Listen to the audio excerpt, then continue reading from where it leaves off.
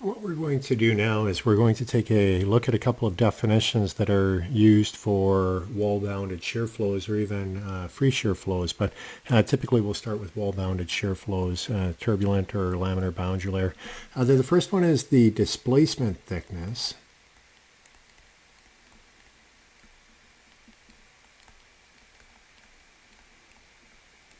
And we saw the boundary layer thickness, but displacement thickness is same symbol as boundary layer thickness, delta, but it has a star, and that denotes the displacement thickness. So we'll take a look at what that is defined as being.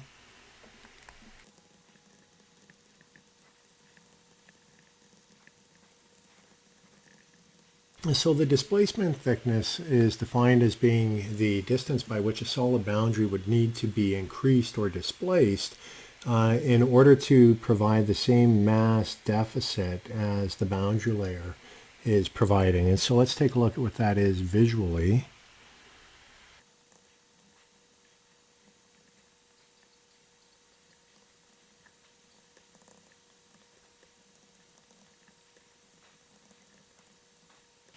So what we can see is that this is the mass deficit in this region here, where we have lower velocity due to the presence of the boundary layer.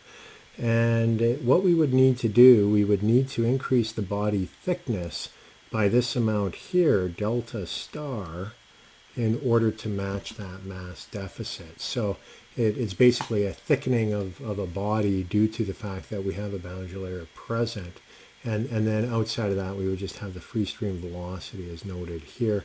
And mathematically, the displacement thickness can be expressed in the following manner.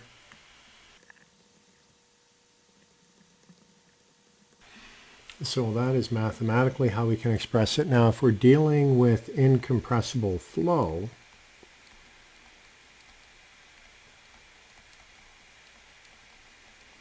what we're able to do is we're able to take the density out from the integral, and we end up with the following for the displacement thickness.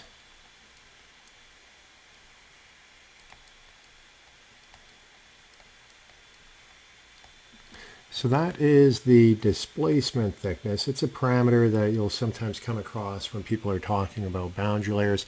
Another one that is quite common for free shear flows or wall-bounded shear flows, like we're looking at here for the boundary layer, is that of momentum thickness. And momentum thickness is a quantification essentially of the amount of viscous activity that is taking place within the shear flow. And it is a length scale.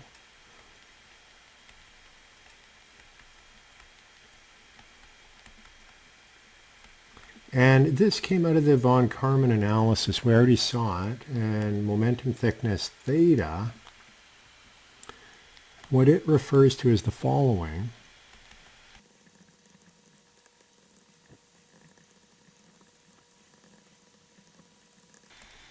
So drawing out a picture again for the momentum thickness.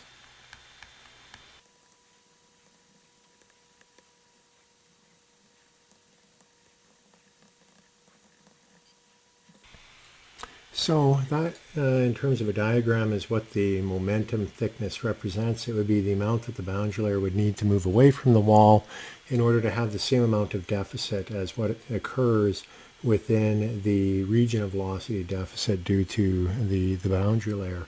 And we can write this out in terms of an equation, very similar to displacement thickness in concept. So we have that, and then we can write out an equation for it. And that is momentum thickness. So for both displacement thickness and momentum thickness, you would need to know what the velocity profile was within your particular flow, either going in and doing a velocity survey or having some estimate that you're going to use. But this doesn't only apply to wall-bounded flows like we're looking at here. So a wall-bounded shear flow is something like this. A boundary layer is wall-bounded. And the reason why we call it wall-bounded is because there's a wall here. But you could also have a free shear flow. So an example would be where you have one velocity here, and then the velocity gets larger over here, and there's no wall. It's just out in the open. So where might you find that? If you have a splitter plate, for example, and you have a higher velocity here, and then a lower velocity down here, and the plate ends, the profile immediately downstream of the splitter plate would be an example of a free shear layer. And so you're going to get a profile like that, and the viscous diffusion will occur, and then eventually you'll get instabilities developing in this shear layer that will roll up and do all kinds of interesting things, and then eventually it becomes turbulent. But there are planar shear layers. Jet flows have the same thing. The wake of a cylinder, when you look at the boundary layer, we'll be talking about that in a later segment, but the boundary layer lifts off and it starts to develop a free shear flow. And it's right in this region here, when you look at that velocity profile, we sometimes use the momentum thickness. So momentum thickness is used quite extensively within fluid mechanics to characterize essentially the thickness of this shear zone where viscous effects have become predominant. And that is displacement thickness and momentum thickness. So what we're going to do in the next lecture, we're going to move into Blasius' solution. Blasius was a student of Prandtl's, and he came up with an expression for the velocity profile in a laminar boundary layer. And then what we'll do is we'll compare that to what Theodore von Karman did using his momentum integral techniques. That's where we're going, and we're looking at external viscous flows.